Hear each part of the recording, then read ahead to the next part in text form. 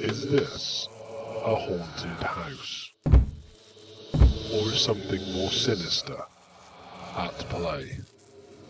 Or does the owner not care about anybody else? So, here we are. Number 2, the Braids, Montgomery Powys. I've heard a lot of rumours about this house. Look how derelict that house is. And then you've got next door to it, in opposite contrast, a beautiful white cottage. But this one is absolutely derelict. Number 2, the Braids, Montgomery, Cherbury Road, Powys. I've heard a lot of rumours about this house. I've heard that nobody knows who owns it. I've heard that it's so haunted that nobody wants to own it or do it up. And I've heard that there's so much land attached to it that actually the house is worthless and it's the land that they're after. But who knows? Who knows? So I'm here to have a little look at number 2, the Braids, Montgomery Road, Cherbury, to see what on earth is going on. So I decided to follow the breadcrumbs with this a little bit, and I looked online because obviously this house is in a place called Montgomery. So I looked online and there was a newspaper article in the local newspaper, County Times, and this is back in 2017, so some time ago. Angry residents have called for something to be done about a derelict property. So reading on, we found out that failed attempts in the past to get something done. Residents are calling for the owners of the property to step forward. Jane Donnelly, who lived next door, didn't sell her property because she felt that it wouldn't be worth it because of the drop in value. Put her property up for rent. She's moved to Shrewsbury and now rents out the property at number 1, as it says there. Now, it does actually say the house was purchased by Gary Power and Philip Riley. This is number 2. They began doing it up, but nothing happened. Carrying on, it says the land registry shows the property was purchased in 2004 by Horizons Estates Limited of Aberbecan, of which Mr. Power and Mr. Riley are officers.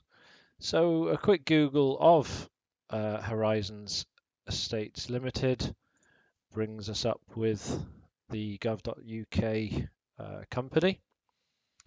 And then without really even looking into the filing history, what companies these own, we've got an address there. So I've popped that address into Google and a couple of links down. There's a picture of it there. A couple of links down, we've got Power Sport Horses and with the address that matches. Now, Power and Mr. Power, I assume, are the same people. But clicking on here reveals that actually this is a stud farm with the same address. And I was a bit confused then because I thought, well, hang on a minute. A stud farm, a business, it doesn't really look as if they're short of money. And then looking at this picture on the bottom with this house and the stud farm here, well, without looking at the accounts, obviously I'll do that in a second, but I'm absolutely baffled as to why you'd buy a house in such a beautiful place as Montgomery and leave it to rot. So, the journey continues.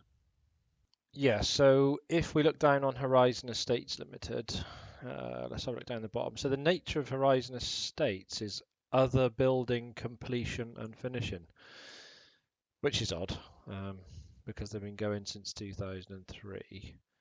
I'm aware the house was purchased in 2004 for about £210,000, which is, you can see that online from the estate agents. So other building completion and finishing is interesting because I'm not sure about the finishing part. So I'm assuming this company here then have bought the house in Montgomery. So if we look at their filing history, let's just go to the latest set of accounts. We click here, we can see current assets, 23 fixed assets. Right, okay. So 291,116. So I'm assuming that this company bought the house. Okay, so let's go to people.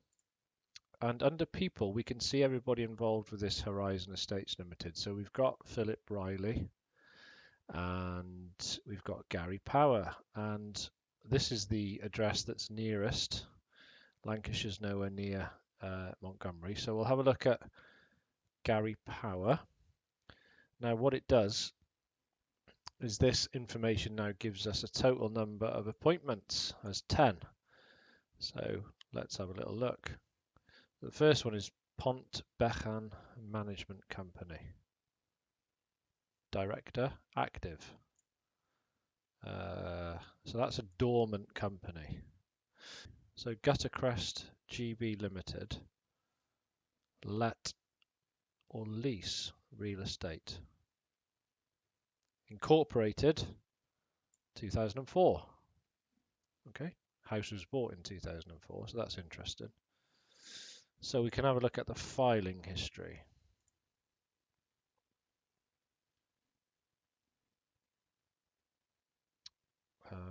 Group of companies accounts 2021. Okay, got quite a lot of information here. Profit for the period after taxation amounted to 511,000. Loss of 157. Well, that's enough to put some windows in a property in Montgomery, isn't it? I would say, and give it a lick of paint. Get it rented out. Opinion. This is interesting. So this is the audit then. So included within fixed asset investments, so the group's balance sheet is 3,081,239. Share of unincorporated partnership, investment in partnership, right, okay.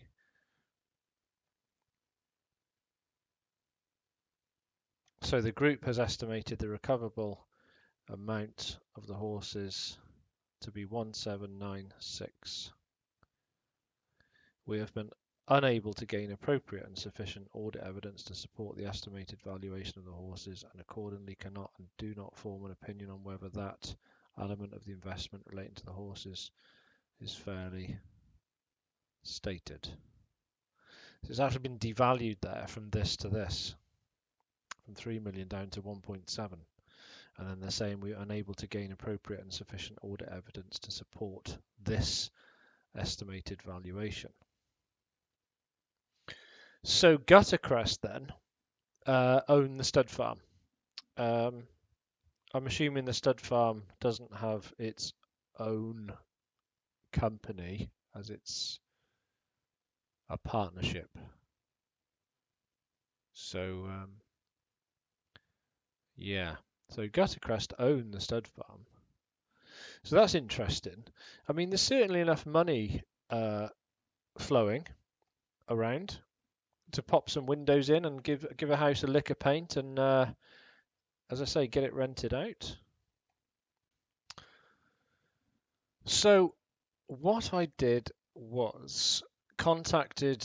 So in this article here, we've got Montgomery County Councillor Stephen Hayes, and so AM Russell George.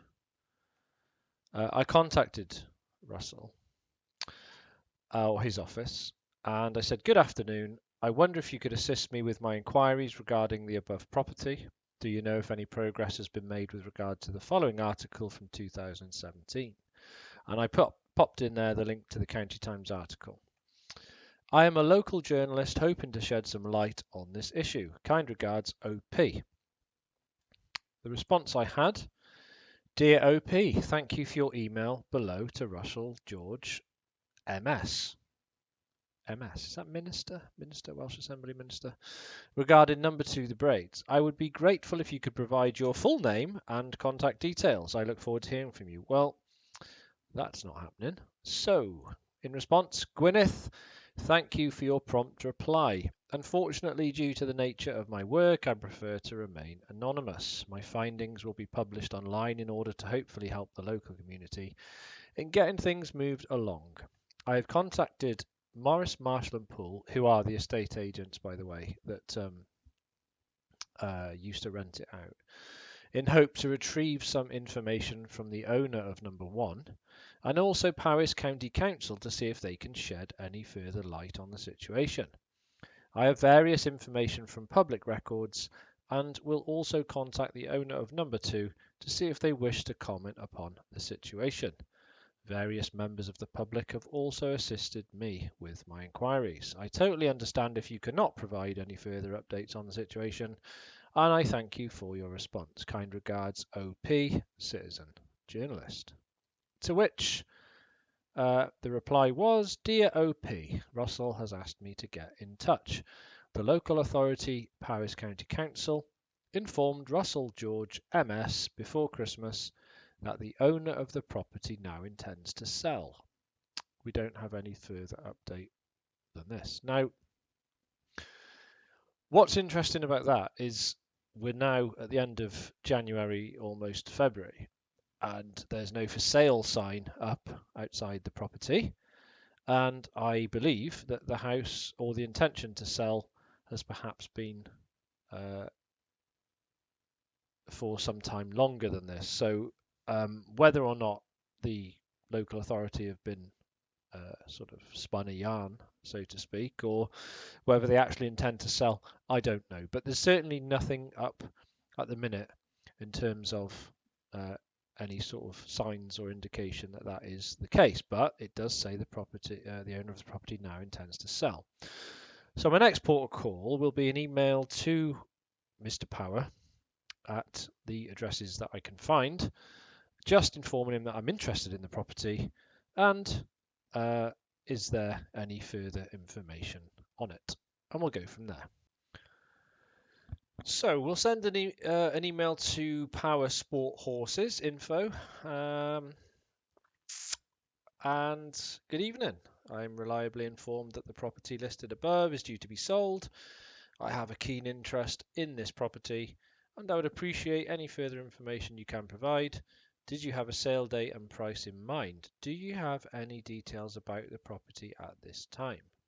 And by that I mean, is it haunted? Because that was another thing that I heard. So we'll send that, and I'll actually send it as well to Guttercrest and see what responses we get. Okay, just check it over, and yep, send. There we go. Let's wait and see what response we get back. So my emails have been sent off, and we have a look at Guttercrest GB Limited Oswestry. Some pretty good reviews on there, to be fair. Ah, okay. Okay product, shocking customer service. But then we've got a 4-star there. I placed 3 orders and not one was delivered correctly. No apology or response. But, you know, to be fair, they do have 4.3 out of 5 overall. So 13 reviews.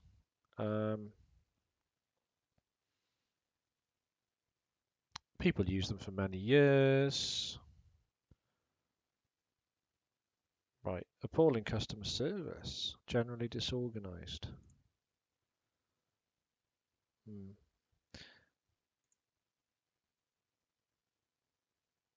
They do respond straight away, talking about some delays. Anyway, we're not here to do a review on that company.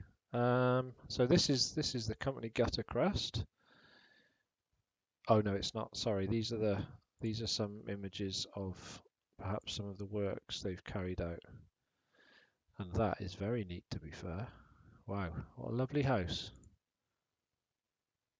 Beautiful.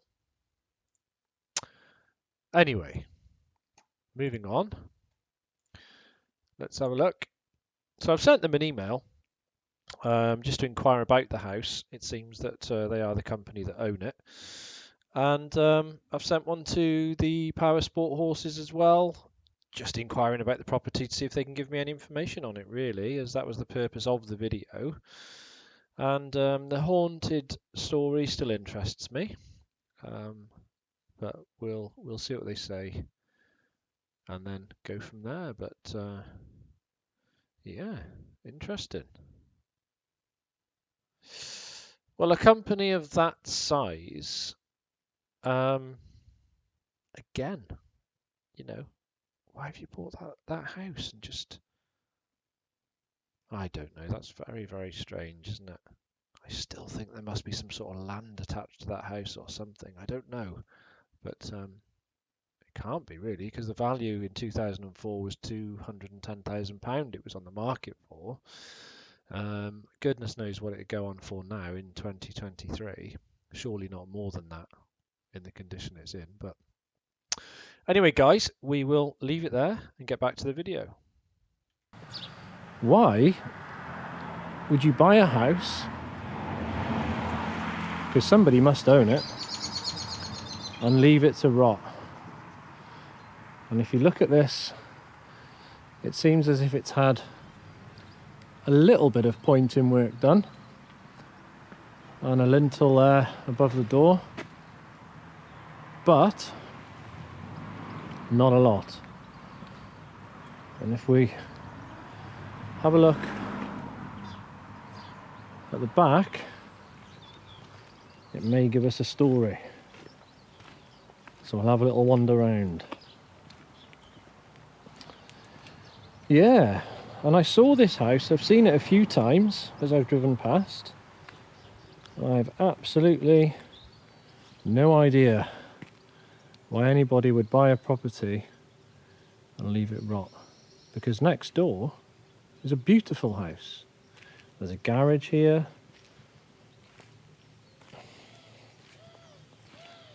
There's some land attached. But is it the only land that's attached to the house? Who knows? We'll have to do some investigation work.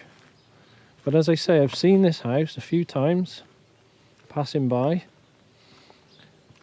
and I've spoke to a few people about it, and nobody seems to know what's going on. But there has been some pointing work done, because there's where there are obviously loose brickwork, the pointing's been done and a little bit of rendering, but it's still in a really bad condition. And this is quite an affluent area, and there's no gate. Who owns it? Is it for sale? Who knows? This looks as if something's been done. But what? I don't know.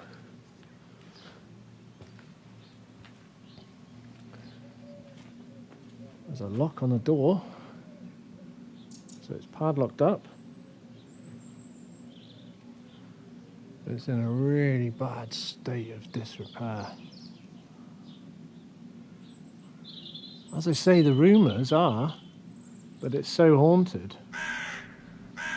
that actually nobody wants to touch it or do it up. But I don't believe that. I'm not sure it's owned by anybody. Is that the rumour?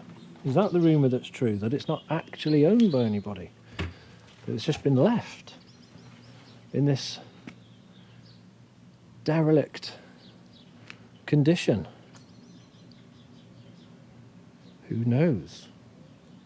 But it's not a bad little plot. Garden-wise, it's not really small. But what a strange thing to do. If somebody does own it, why on earth have you left it to rot? It looks as if there's some work's been done on it.